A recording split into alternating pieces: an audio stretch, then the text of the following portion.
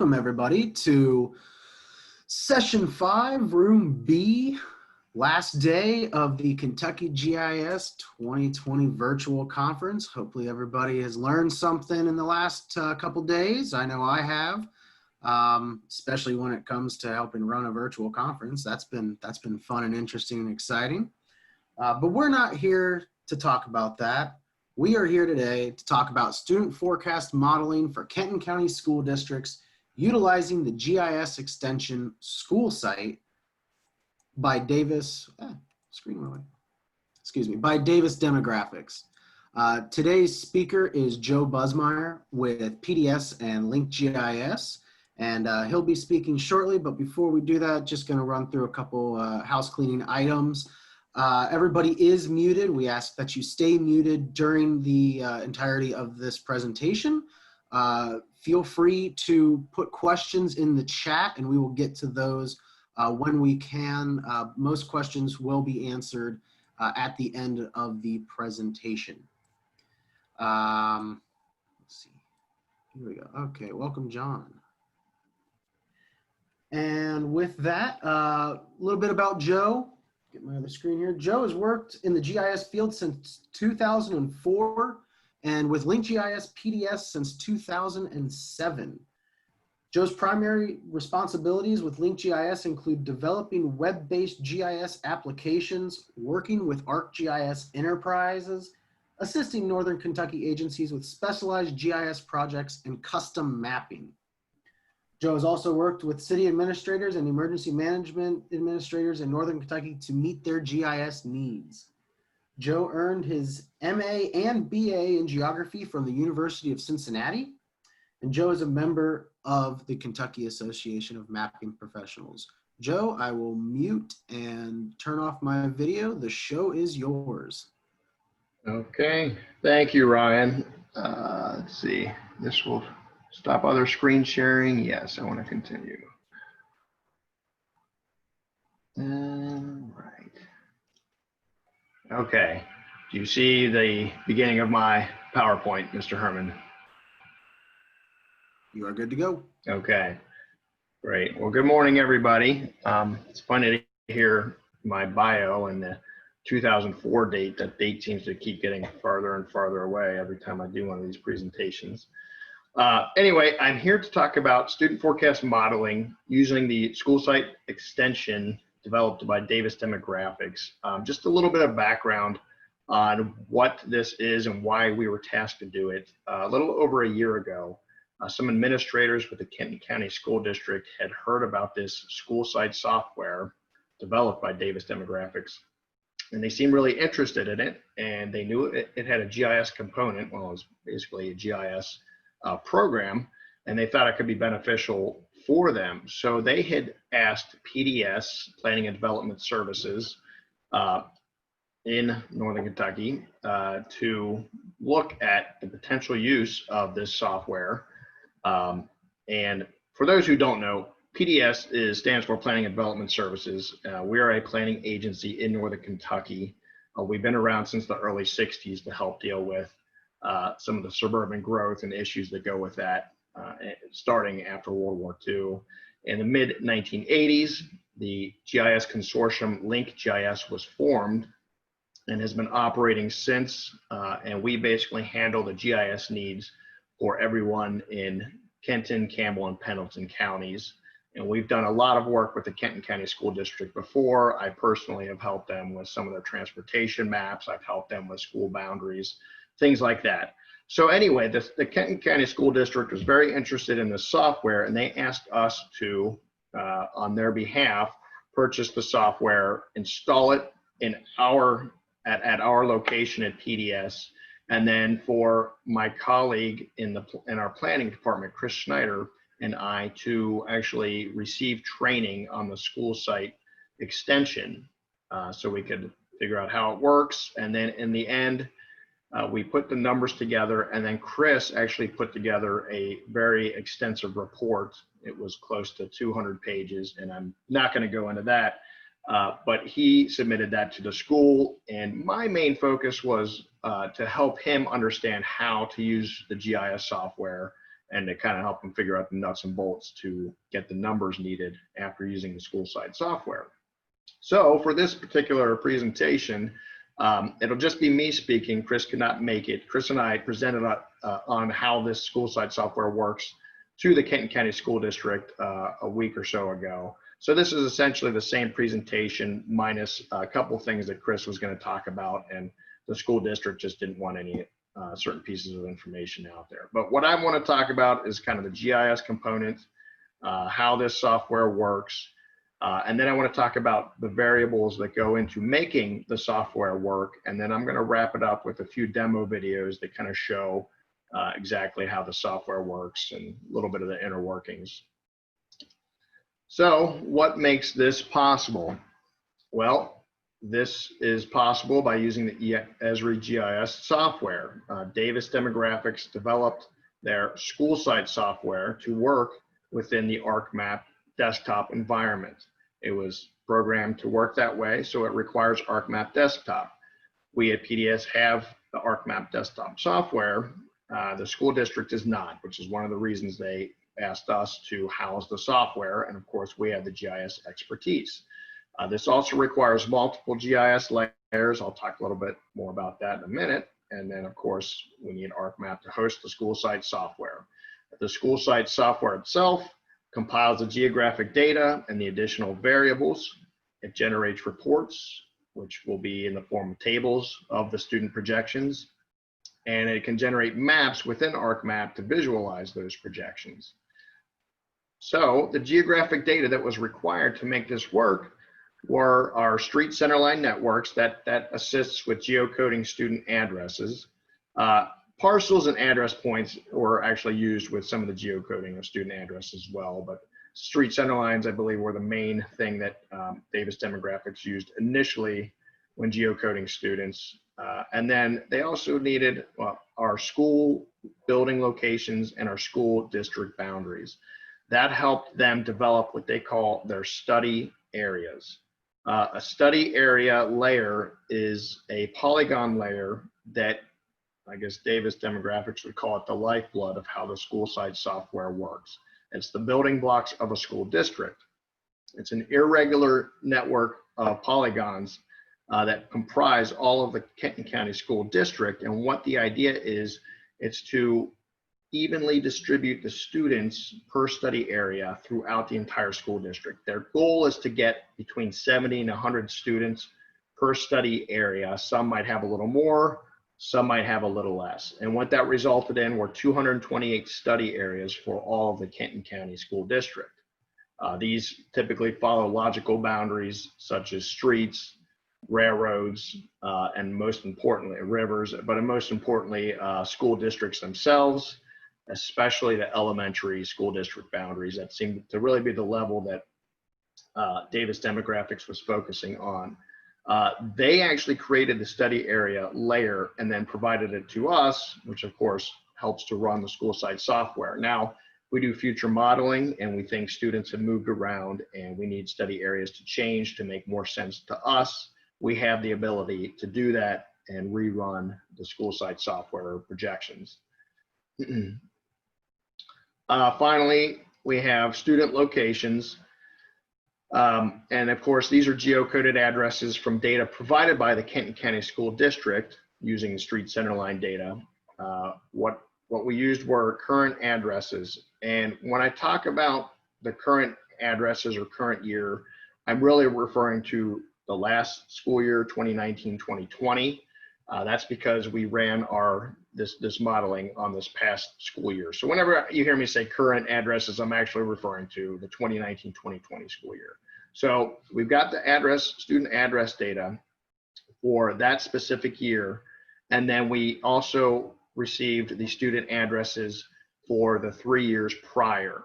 And this helps to determine student mobility, which is one of the variables I'm going to talk about in a minute. So student addresses are geocoded, and then basically each student is depicted as a point on the map. Just because you see a point on the map does not mean that's necessarily one student. There could be multiple students living in one location and the points could be stacked. So what may look like one student could potentially be 2, 3, 4, 5, etc. if you've got multiple kids in one location. Back to the study areas though, this is what the study area looks like for the Kenton County School District. On your left, you see the entire county-wide or district-wide school district polygon layer. It's broken out into the different elementary school districts, notified or indicated by the different colors that you see on screen. Depending on how many students live in an area and how big a school is, determines the number of study areas that go to represent that elementary school. Typically, there's about 10 to 20 study areas that make up an elementary school. And then on the right, you see just sort of a zoomed in view of kind of what the study areas look like. You can kind of see a comparison to the roads to give you an idea that study areas might comprise of a neighborhood or a few subdivisions. Typically, the more densely populated an area is, the smaller the study area is going to be. The more rural, then the larger the study area is going to be. And of course, you see the green dots denoting the students that live in those areas. So those are the geographic components that are needed to make the school site software work. But there's a whole other set of variables that are needed that are not necessarily GIS related, but they are very important for how the school site software is computing and projecting student numbers. 3 main variables that we used are birth data, mobility factors, and student yield factors. Birth data, of course, is looking at the number of births in Kenton County over the last 5 years. We call this the K factor. So anytime you hear K factor, it actually just means the birth data. This is really used to determine the number of incoming kindergartners for a particular class. So that's the importance of the birth data. The mobility factors is applied to students that are currently enrolled in the Kenton County school districts. This is determined by looking at the geocoded students of the current year and averaging out geocoded students of the 3 previous years to see what the fluctuations are of students moving in and out of the school district from year to year. And then finally, student yield factors is looking at the planned residential development. So houses that have not been built yet but are planned to be built, and how many students can be expected to be moving into these new development areas and how that might impact student projections down the line. So the first of the 3 variables, historic birth rates, the importance of the birth rate, as I mentioned, is helping to determine the number of kindergartners coming in to each particular year. What we want to look at are the past 5 years of birth rates, because students or kids that were born 5 years ago are going to be enrolling in kindergarten this year. Students that were born 4 years ago will be enrolling in a kindergarten next year, and so on and so forth. And so we got the historic birth rates, courtesy of the Northern Kentucky Health Department. And Ned, if you're watching this, thank you. And we start with the year of 5 years ago, 2014, and that was 5 years ago as of last school year. That first year is what you call your base year. So in 2014, there were 2,376 children born in Kenton County. The following year, 2015, the following year and all the subsequent years are then calculated against that 2014 base year to give a percentage of what the birth rate is for all the subsequent years. So in 2015, we had 2,265 children born.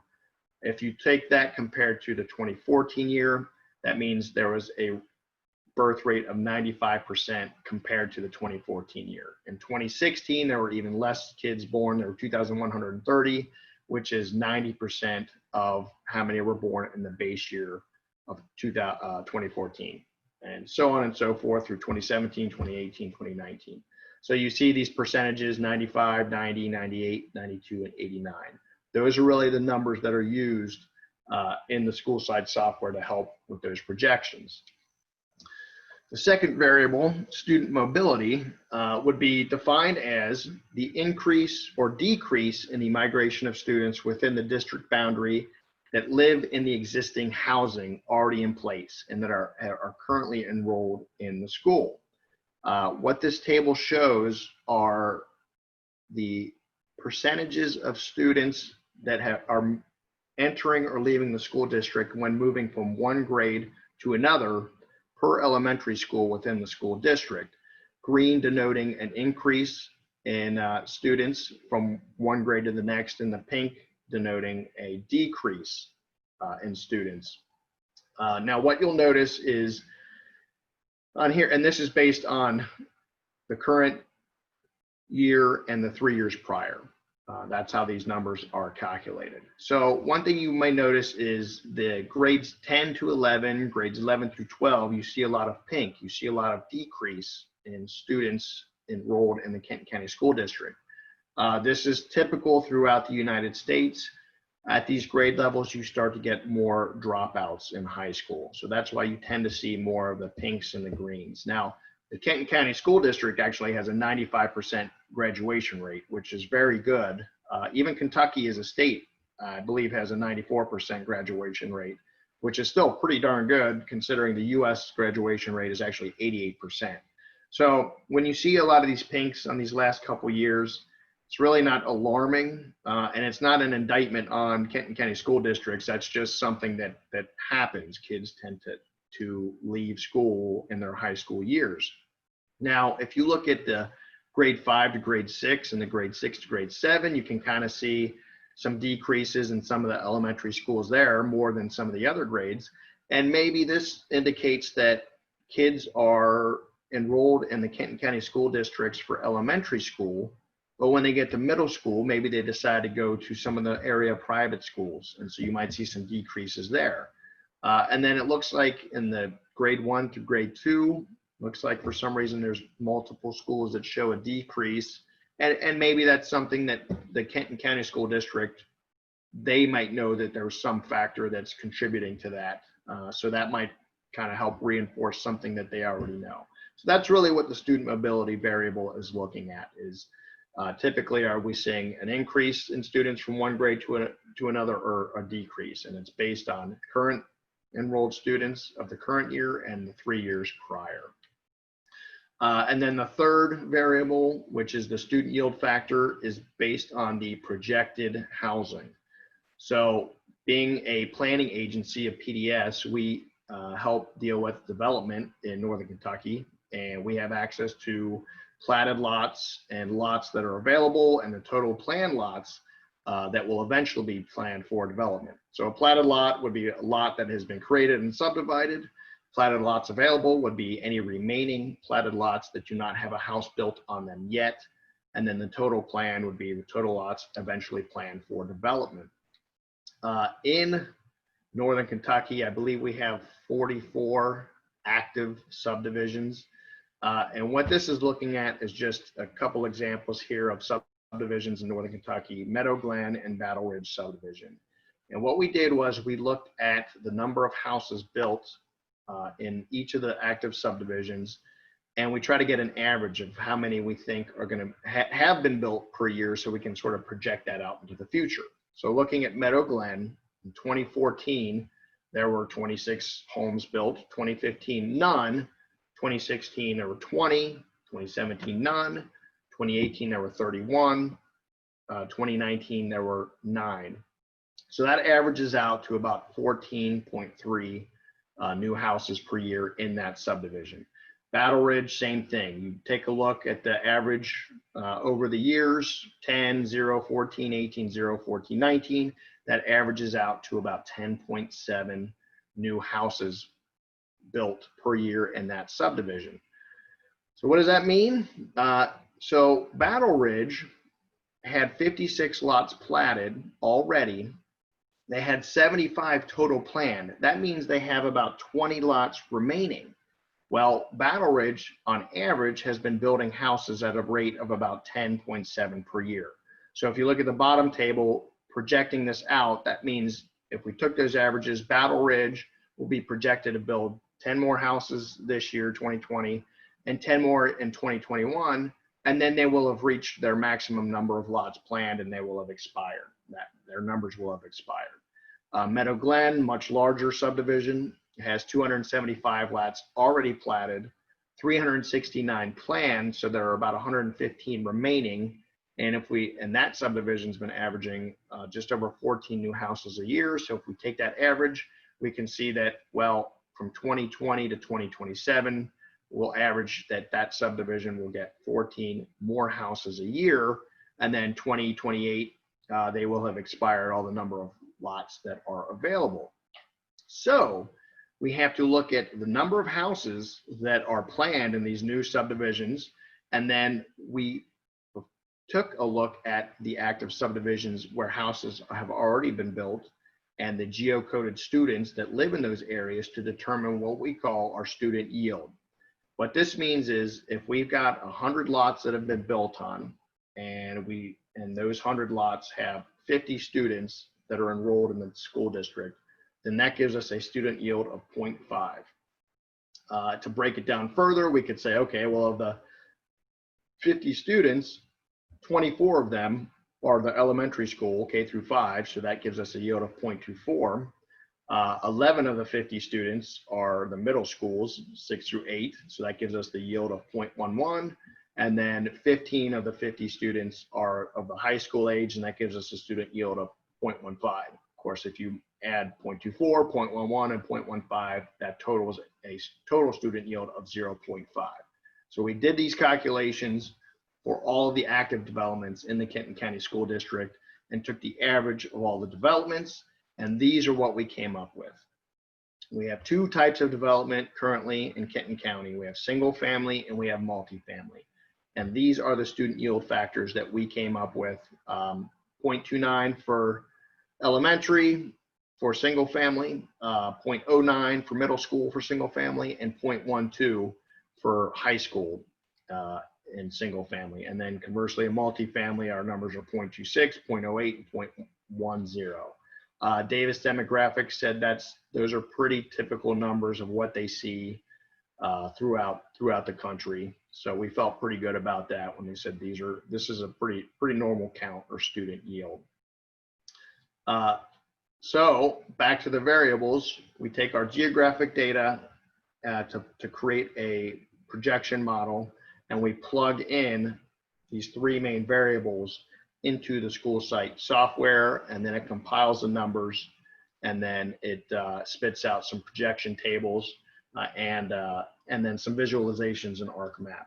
What I'm going to do now is actually go to my demo videos. Oh, screen sharing has stopped. Is it shared when I was closed? Okay, I'm going to share my screen again. And we should see a projection demo video.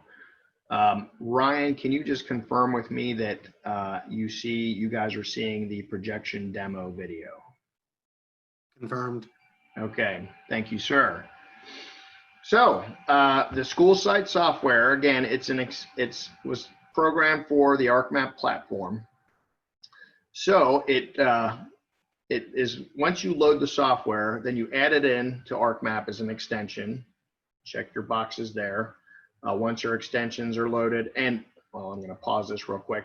The way this works is you download the software from Davis Demographics, and then you purchase the license. I believe it's annually to be able to use their school site software. So it's license based, and since we're housing the software and we have the GIS know-how, we are holding onto that license on behalf of the Kenton County School District. So once you've loaded in the software, then you load in the three toolbars that make up the school site projection. I'm not creating a projection from scratch. We've already created one, but we're going to look at the properties of one of our projections that we've already created. So here's what the projection properties look like. And this is where we enter in our variable data. So the first thing we're going to look at is the K factors, which is the birth rate data. And here you can see the table that shows all the 228 study areas for all of the Kenton County School District. And then the year 1, year 2, year 3 of the different birth rates that I talked about earlier. Year 1 would be 2015, year 2 would be 2016, up to year 5, which would be 2019. And then anything beyond that, we're not interested in. And those just have a number of 1, meaning there's no increase or decrease. And of course, the birth rate factor is going to be the same for every study area. So that's why the numbers are uniform for all the study areas. So we put in that information that was provided. Then we're going to go to our next variable, which is the student mobility factors. And this was looking at the geocoded students for the current year and the 3 prior years to come up with these numbers. Now, the way this software works, we did not have to go in and put in all the student mobility factor data for all of the study areas manually. Fortunately, Davis Demographics was pretty smart in how they did this. You can actually enter it in through this calculate mobility option here. So we had already entered in the project or the projection model already has the current student data, geocoded data. Then what it asks for is the geocoded student data from 1 year prior and 2 years prior. Those are required. The 3rd year is optional. We had the 3rd year available courtesy of the Kenton County School District getting us that data. So we applied the year 3 as well to get more accurate numbers. So you just add them in, calculate mobility, and then the software fills out this table for you. So you do not have to do that. And finally, we looked at our student yield variables.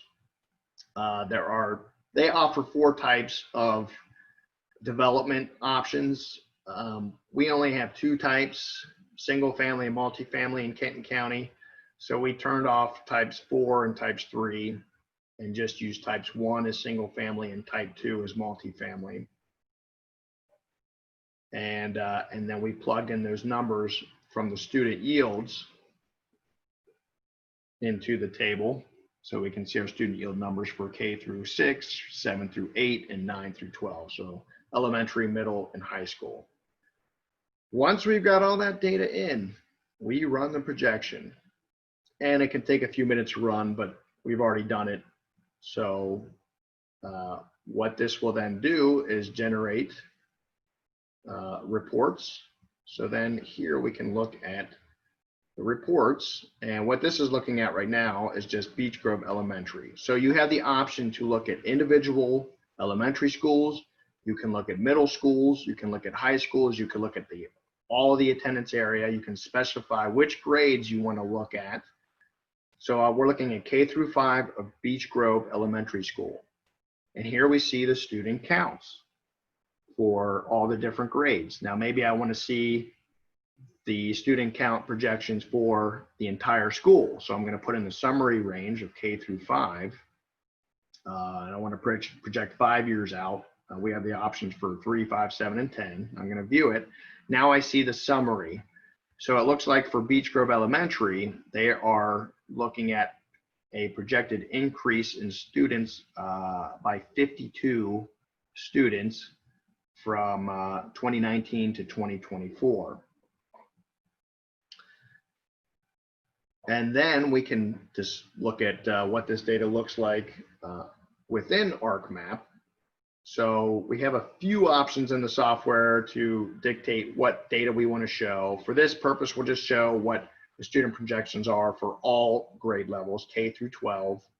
It gives you a couple options for your labeling and how the data is going to look. And what you'll see here is the study areas indicated by the ones indicated with red and orange are areas of projected student growth. So that's the number of students projected to have increased over the next 5 years in that study area. And then the 2 shades of green would be student decline. So areas where we expect to see a less amount of students by the year 2025. We're going to zoom in here to an area called White's Tower, and we see there's a lot of study areas that show potential increase. Why might that be? Well, if we turn on our active subdivision layer, we can see that there's actually several active subdivisions in these study areas that are showing red and orange areas of growth. What do we got here? Manor Hill subdivision, Ashford Village, and what's the other one? Oh, Bentley Park. So, so that's just a good illustration. This is a good visual for school administrators to really see really where they can expect student growth. So you've got the visual component in ArcMap, but then you've also got those projection tables as well. So that's just a very quick breakdown of how this software works. Now, what if we want to change up our variables a little bit and maybe try to look at a different scenario? I've got another video, and before I start this, what we decided to do was maybe let's look at what happens if birth rates change from one year to another that are quite drastic, or really maybe we have some crazy scenario like a global pandemic, whenever something like that would happen, imagine that. And so maybe you have a lot of parents who have kindergarten age kids who decided, you know what, I'm not going to send my kid to kindergarten this year, 2020. I'm going to wait until next year, 2021. I'm going to redshirt my kid for a year. So what we do in this example is actually kind of manipulate the birth rate data to reflect maybe what a change would be like if a lot of parents decide to hold their kids back for a year and wait until next year to enter their kids in the kindergarten. So again, we're looking at Beech Grove Elementary, and really when you're looking at these tables, the way you want to read the data is in a diagonal downward fashion. So there are 122 kindergartners in 2019. They're projected to be 127 first graders in 2020, and then so on and so forth. So in 2021, when they're second graders, we expect a little bit of a decrease. And then in 2022, we expect them as third graders to be about the same class size. And then as fourth graders, maybe there's a slight increase. And then as fifth graders, maybe even more of a slight increase. So that's when you're looking at these tables, this is really how you're supposed to read this information and how it makes the most sense in this downward diagonal fashion. And then, of course, it looks like we've got a couple classes that are really small. Of course, we've got the overall summary of the school from year over year. And then there's like a couple small classes here. In second grade, there's only 91 students, which means they're going to remain a smaller class as third graders and a smaller class as fourth graders. And the numbers are projected out over the next couple of years. So back to the scenario I was saying is maybe we want to change the K factor or student birth rate factors for students born in 2015, because students born in 2015 would be enrolling in kindergarten this year. So maybe to simulate that a lot of people are not going to be sending their kids to kindergarten this year. And again, this is a complete hypothetical. I have no idea if any of this is true or not. We're going to change the birth rate from 0.95 to 0.7, basically meaning there's probably going to be like a 30% decrease in the number of students that go to kindergarten this year, but those 30% that were held back will be added to the following year. So we're going to make year 2 a very large year or very large incoming class of kindergartners. We're going to rerun the projection. Yes, as I mentioned before, change years 1 and year 2. So I can fast forward my video a little bit. And then we rerun the projection, and that is going to spit out a new set of numbers. So we're going to go back to the report. And now what we're going to see is in that 2020 school kindergarten class is really small. Maybe there's only 86 students.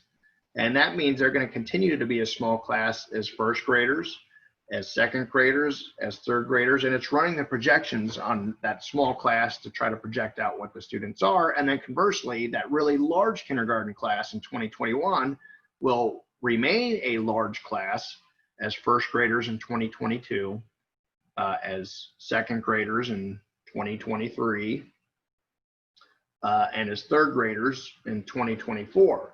So now we're only looking at 5 years out. Maybe we want to look at 10 years out. So I'm going to change the projection to 10 years, review the table, and we're going to see those numbers projected out. But of course, we're not looking at enough grades ahead. We're still only looking through 5th grade. So maybe I need to add in some more grade ranges so we can see what their numbers look like as they get in 10 years when they're in past middle school and into high school. So I'm going to add the grade levels here. And now I'm looking at K through 12. I go back to my small kindergarten class and I can see it projected out as a small class all the way through 9th grade. And then that large class is going to remain a large class. And these are the numbers projected out for the next 10 years when these kids are all the way up into 8th grade. So they will remain a large class.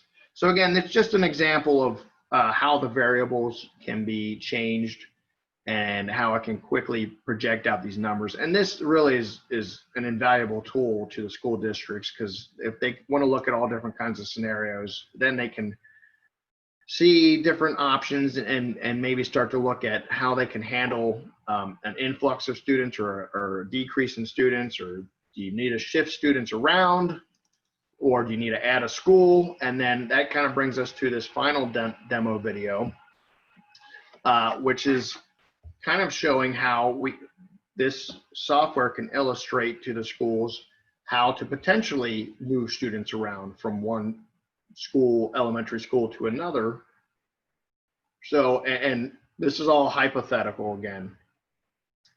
Say, in order to handle a large influx of students, the Kenton County School District wants to add in a new elementary school to help take away from students from some of the other schools that are over capacity. So the way the software works is you'll add in a new school in the redistricting portion. We'll call it Geography Elementary, and we'll give it a capacity of 500 students. Click OK, and that will be added to the redistricting plan layer that you see over here. Now, all of these elementary schools are currently depicted by the different colors of the study areas you see here. Geography does not have any study areas assigned to it yet. So the way this works is you actually have to assign study areas to that elementary school, and that's how you move students around. These numbers are really more based on the study areas that represent the schools, not the actual schools themselves. So now, okay, we look at the numbers. The labels should be a little bit bigger here, and you can see like White's Tower is a bit over capacity, Beech Grove is at capacity. Maybe we want to start adding some students to this new Geography Elementary. So we make Geography our target school. We select study areas that we want to reassign to the new school. So obviously we want to get the study areas that are right in the same geographic location as where the proposed school would go. Assign or reassign those study areas. And now we can see, okay, now with Geography Elementary, with a capacity of 500 students, now it has 227, or is at 45% capacity. And we've taken away from Beech Grove Elementary, so their capacity is now a little bit less. Maybe we want to add some students from Kenton Elementary School to the Geography Elementary, and we're going to assign those study areas. Now we see Geography is up to 372 students, or 74% capacity. And Kenton Elementary's been relieved of some students, so maybe they can take on some students from White's Tower. So now we'll make Kenton Elementary School the target school area. We'll select some study areas from White's Tower and reassign them to Kenton Elementary. And we can see the Kenton Elementary schools have gone up. The numbers have gone up a little bit, but White's Tower still is over capacity. So let's take a couple more study areas from White's Tower and assign those to the Kenton Elementary School as well. So we can see we're closer to capacity at Kenton Elementary. White's Tower is still a little bit above capacity. Summit View has a lot of capacity available, so maybe we can reassign some of the students from White's Tower to Summit View Elementary. So we're going to select some of the Summit View, or excuse me, the White's Tower Elementary School Districts, and maybe one from Ryland Heights too, because that's actually showing a little bit over capacity. Reassign those to Summit View. Summit View's got a larger number, but now look at White's Tower. Now it's below capacity and where it needs to be. And Ryland Heights is now below capacity where it should be as well. So again, this is just a very quick demonstration on kind of what this software can show and how it can be a very powerful tool for school districts and quickly showing them what some different scenarios would mean and how they can start to plan for this kind of stuff in the future. Obviously, it's one thing to easily assign students from one school to another. There's a whole other set of things that go along with that, probably including a lot of disgruntled parents. You know, no one really wants to have to move schools if they don't have to. But beside that point, really it's a wonderful tool for the schools to use to plan for different scenarios and see how different things can arise or how they can plan for new schools or moving students around, things like that. Again, this probably sounds like a giant plug for Davis Demographics.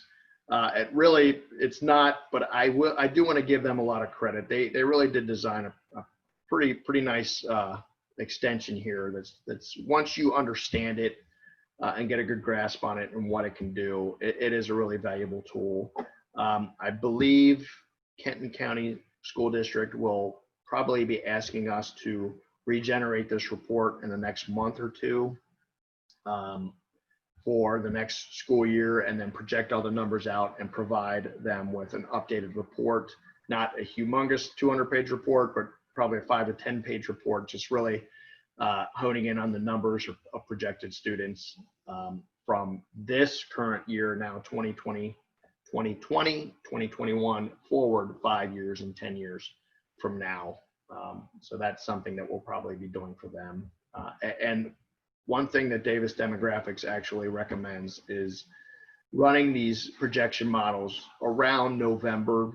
That gives the schools a couple months to get all their students in and kind of let things settle, let the dust settle and see how things shake out and make sure all the students are where they should be and in the schools they should be. And then they rerun the models. That being said, it was a neat project to work on. It's really some neat, exciting software, and I like to work with the school districts. I think they really appreciate what we do, and we're glad to be able to help them. And really, I guess with that, I'm gonna go ahead and open it up for questions because that's pretty much what I have to show. You've got 2 questions here. Does the tool take into consideration, or can it take into consideration road networks for the redistricting? It does not, because it is purely based on those polygon study areas. Now, you could probably redraw some of the study areas to somehow maybe take road networks into account more, but really the idea is to sort of evenly distribute the students on a study area polygon basis.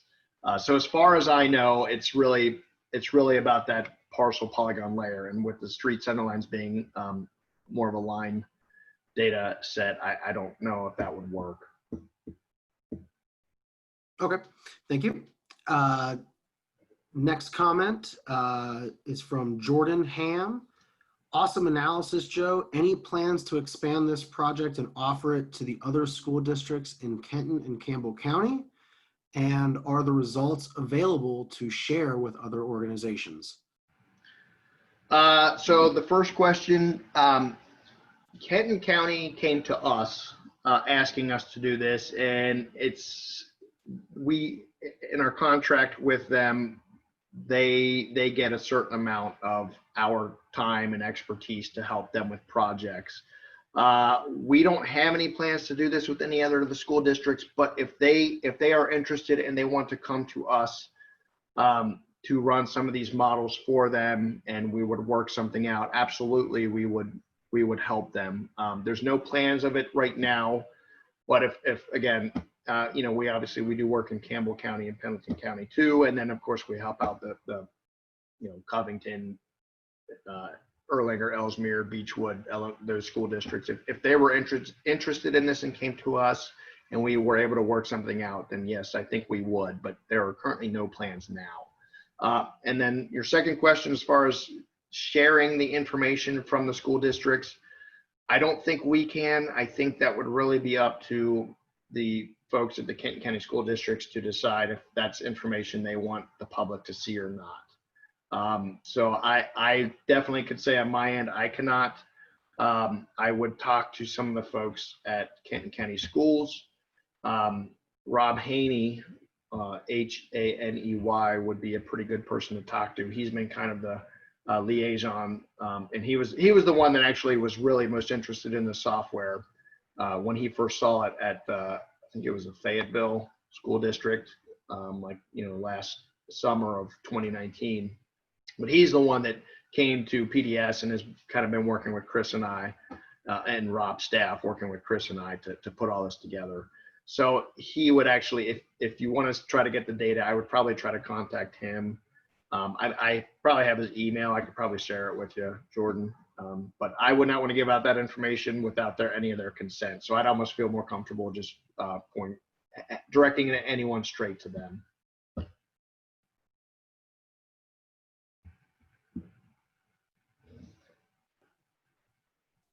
Sorry, didn't realize I was muted. Thank you, Joe. That is it for the chat questions so far. If you'd like to raise your hand, or we have a pretty small group, unmute yourself if you have any questions.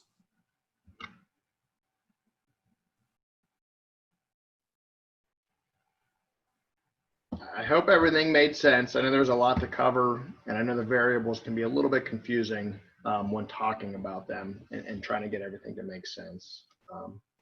But it's a pretty neat software.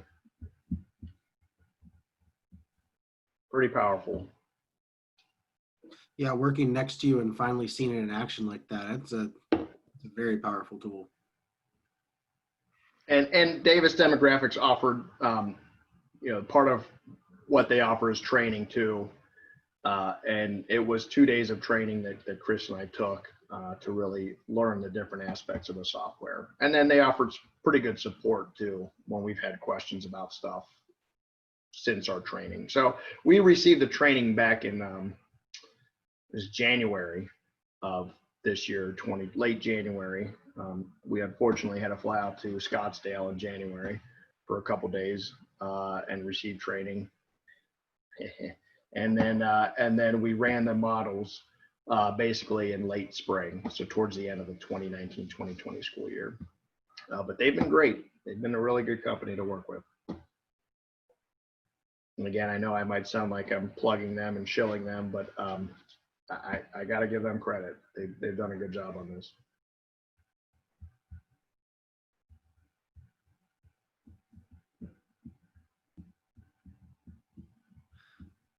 Well, I am not seeing any other questions in the chat. Looks like you are home free.